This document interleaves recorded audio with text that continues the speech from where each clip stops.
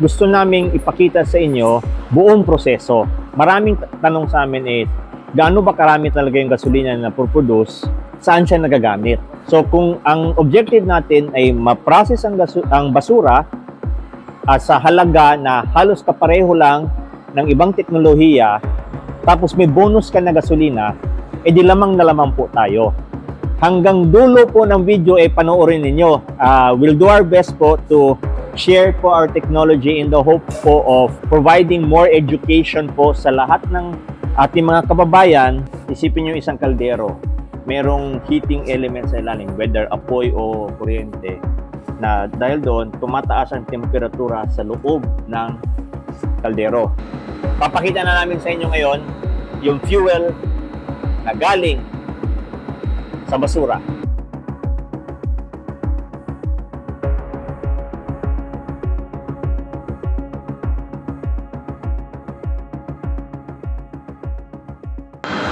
Welcome to Maria Lasin Channel. Ay, hindi pala. Shoutout po kay Ma'am Maria Lasin.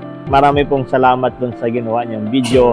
Sa dami po nang natanggap namin ng mga comments, mga tanong. Kami po ay talagang tumaba ang puso namin po sa mga congratulations na binigay ninyo sa amin dito sa Del Carmen Waste Management Facility sa pamumuno ni Mayor J.R. Coro.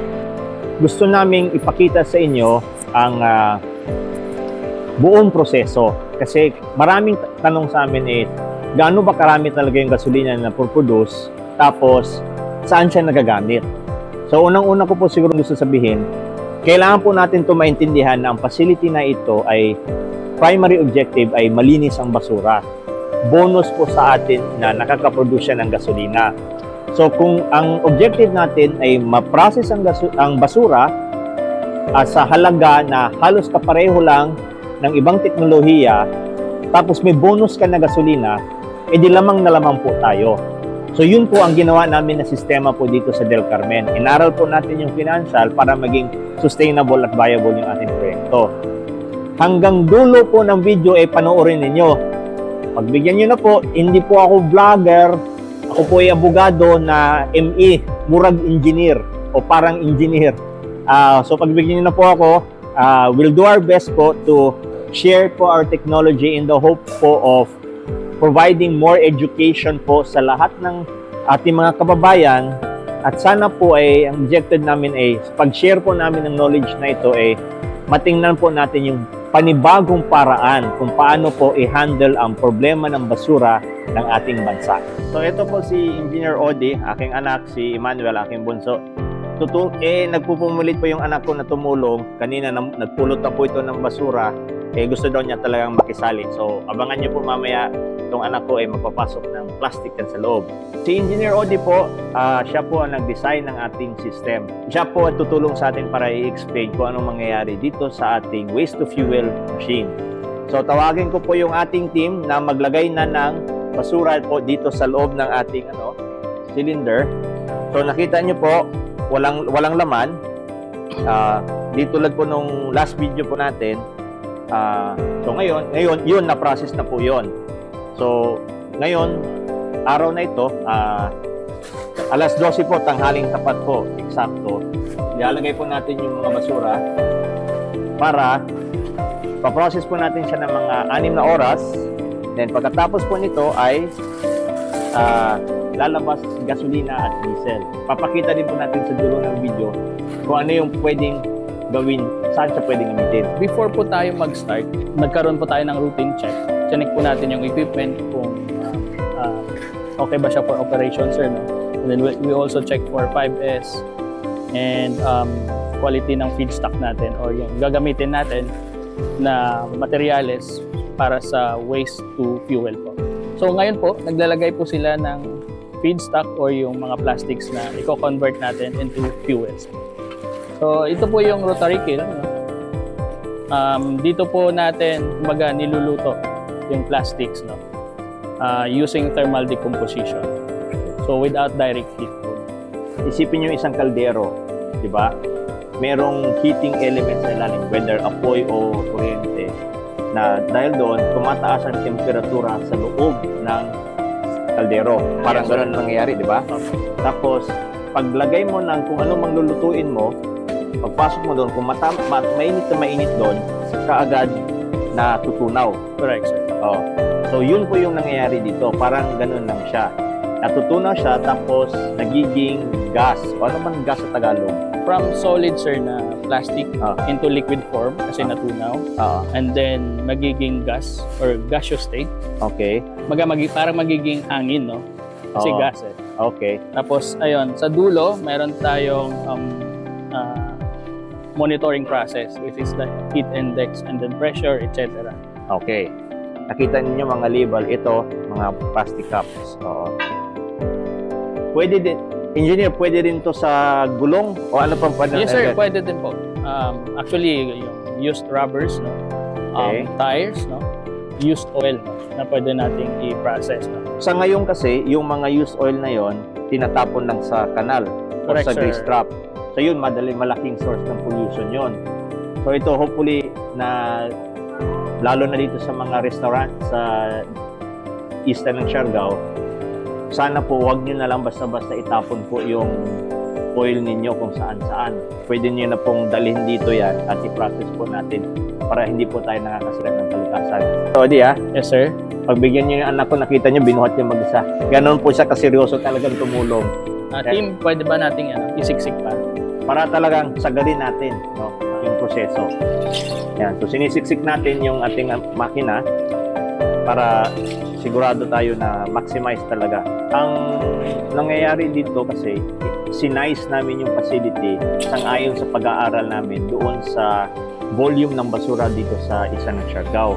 Kasi hindi po yan basta-basta na pag may equipment ka, ito bilhin natin 5 tons, saksak lagay ka agad sa isang LGU.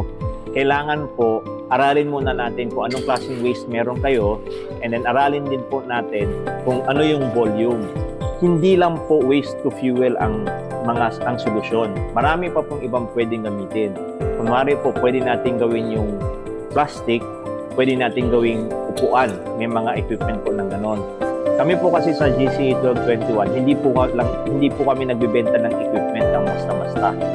Kami po ay solutions provider.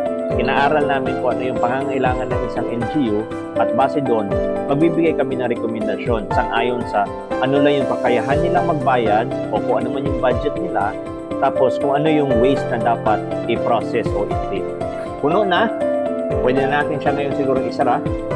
Yes, sir. Okay. Okay, so dito na tayo ngayon sa gilid.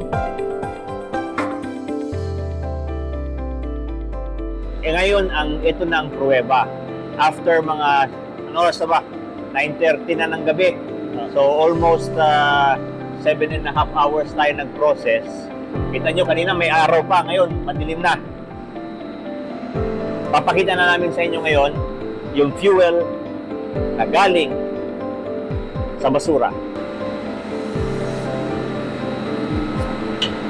Open yung valve doon. Yeah. Yun! Ayan na po.